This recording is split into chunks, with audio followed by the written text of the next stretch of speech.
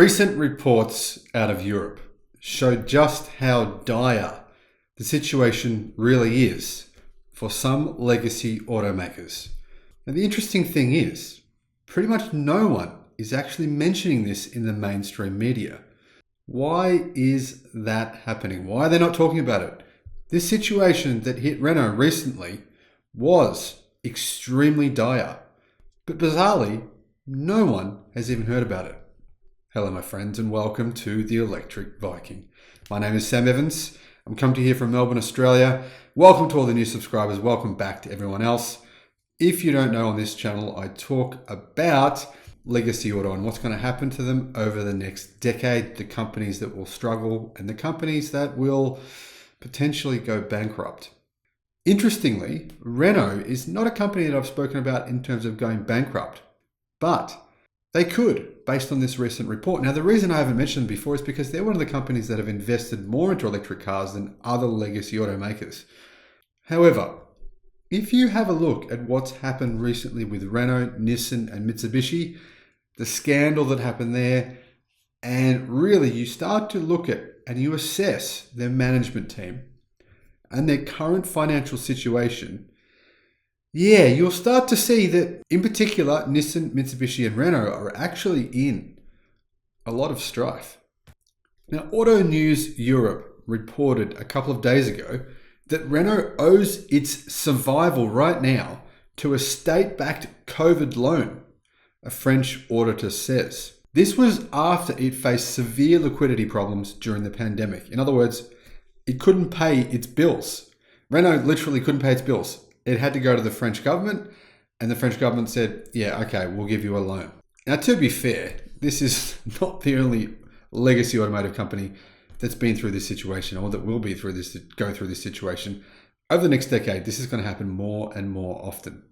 Renault faced a severe liquidity crunch during the worst of the pandemic and relied on a state-backed loan to survive, according to the French government audit that happened within the last couple of days. A report by the Cour des Comptes published Monday detailed just how strained the automaker's balance sheet became during the first half of 2020, when factories and showrooms were shut by COVID-19 lockdowns.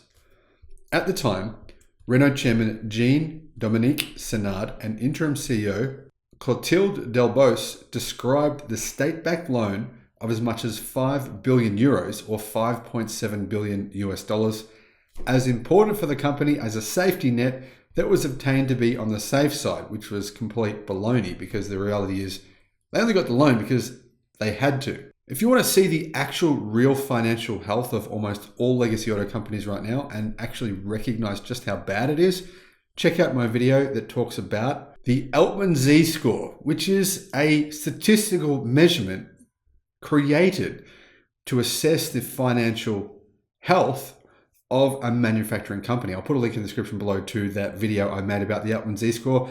That video actually addresses the health of about 10 different legacy automakers and is quite alarming. Auto News in Europe says that the 4 billion euro loan drawn down by the automaker by the end of 2020, in other words, they actually used the money. So if they're saying they didn't need it, why did they use it? Yeah, clearly they needed it. Was essential to maintaining the activity of the group, the auditor wrote. The company reported a record loss in 2020. Renault, like the rest of the automotive industry, was hit hard by plummeting vehicle sales. This is exactly what's going to happen in the future. Plummeting vehicle sales of ICE vehicles. Seeing as legacy auto doesn't make very many electric vehicles, they're going to see continued plummeting sales over the next decade. It's just obvious. Yet, the French company suffered more than its rivals such as the Volkswagen Group and Stellantis because it was emerging from management turmoil following the 2018 arrest of former leader Carlos Ghosn and a period of overexpansion. So in other words, they're blaming Carlos Ghosn and the idiocy that happened from the group, not Ghosn himself, the idiocy from the group, because 2018, that was 2 years before then. So they're saying it's his fault, even though during his period in management, the company was mostly profitable. Almost every year it was profitable. And all of a sudden he goes and they're going to blame him. That really sounds like taking responsibility for your own actions, doesn't it? That to me is a huge red flag from Renault, but not just Renault, Nissan and Mitsubishi as well. As COVID-19 took hold in Europe and France went into a hard lockdown, or as did most countries around the world, Renault's finances became increasingly strained and the company was forced to turn an existing credit line and ask for a state-backed loan, the auditor wrote. I feel like they're trying to just blame COVID, but I mean, no one else is doing this. Yes, Legacy Auto are blaming COVID for various things, but not for saying that they were forced to get a loan to prevent them from going into bankruptcy. Seems to me as though Renault is just coming up with excuses, saying France was in a hard lockdown. The reality is, many countries all over the world were in hard lockdowns. It wasn't just France. A cost reduction plan that would have been deeper than the 2 billion euros already announced was blocked because of its unacceptable labour implications, according to the report. While the loan allowed Renault's balance sheet to remain in a net positive, it has not resolved the more structural problem of profitability, the auditor concluded. In other words, Renault right now has a big problem with profitability. In response to the findings, Renault said the loan enabled the company to have cash and reassure investors. It was not exactly its survival that was at stake, but a sufficient level of liquidity, the automaker said. So the auditor is saying its survival was at stake. Without the loan, they would have gone bankrupt. Renault is saying we didn't need it. Yeah, I think the auditor is the one telling the truth. The company reimbursed 1 billion euros last year, and it expects to pay back the same amount this year, the company said. The Cour des Comptes findings on Renault were part of a broader report about management of French government's holdings in companies. It concludes changes are needed.